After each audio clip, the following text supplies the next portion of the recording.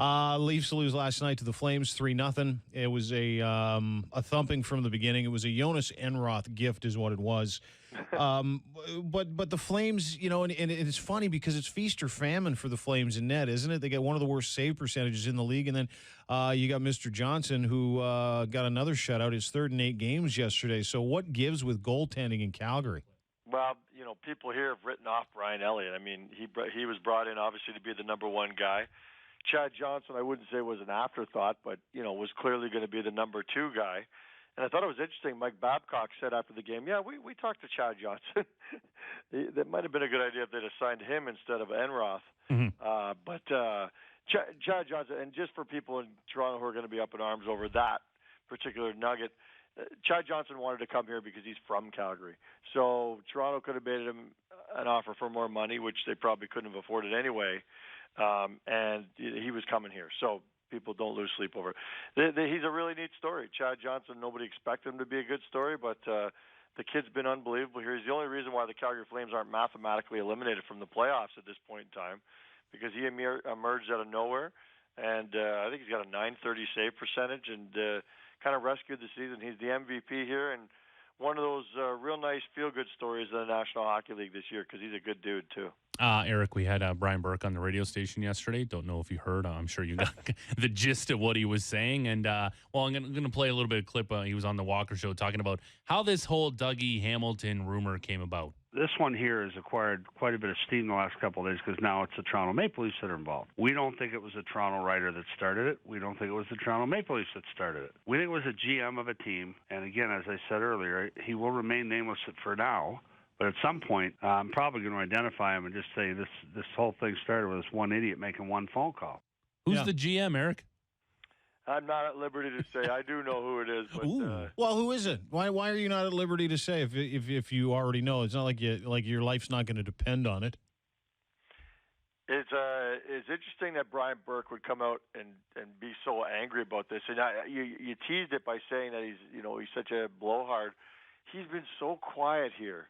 No one thought that was possible, but every once in a while he peeks his head out, goes on Toronto radio, and goes nuts. And this was another one of those cases. He's doing exactly what he did in Toronto and throughout his whole career, standing up for one of his players. And he doesn't like the fact that Dougie Hamilton's been twisting in the wind, listening to all these rumors. And it is completely baseless. And it's shocking to me that it's taken up. It's got so much steam, but I think it's because there are so few rumors out there right now that this one everyone gets excited about. So. Is the general manager in Buffalo? No. Is the general manager Canadian team? No. Are you going to tell me who it is? No. Okay. But I helped you narrow it down there a little bit. All right. Yeah, one of the other. It doesn't even matter who it is. It was just the fact that East Coast or West Coast. He's not in the East. He's in the West. He's West Coast. Is it Dean Lombardi? God, you're good. No, it's not Dean Lombardi. Is it Wilson? I'm not going. No, it's not Wilson. Jim Benning. Is it Jim Benning? You're right. Because he did say idiot. No. It's George McPhee. He wants to put Dougie Hamilton in his holster for the new team. He's got him in the holster to play for Las Vegas. All right, well, we'll leave you with it. But he comes out when he does come out. He comes out so strong, and he left such a bad taste in my mouth when he was here anyway. But either way, apparently Dougie Hamilton not on the market. But I'm sure, Eric, for the right price, Dougie Hamilton could be had. Well. Sure, but here's the of course, and even Burke said that. Gretzky got traded, and of course I remember another GM protesting that a defenseman wasn't going to get traded in Montreal all summer long, and lo and behold, he's now playing in Nashville. So I get it, and hey, maybe with all this attention to it, even more GMs will be interested. Make the phone call just to say, are you sure he's not available? Because we'd be willing to give you this, and this. Here's the irony of it all: if the Calgary Flames could close their eyes, wave a magic wand, and acquire one player. One type of player in the National Hockey League, it would probably be the same kind of player that the Leafs and 29 other teams would be looking for. A big, huge, puck-moving defenseman who's young. That's Dougie Hamilton.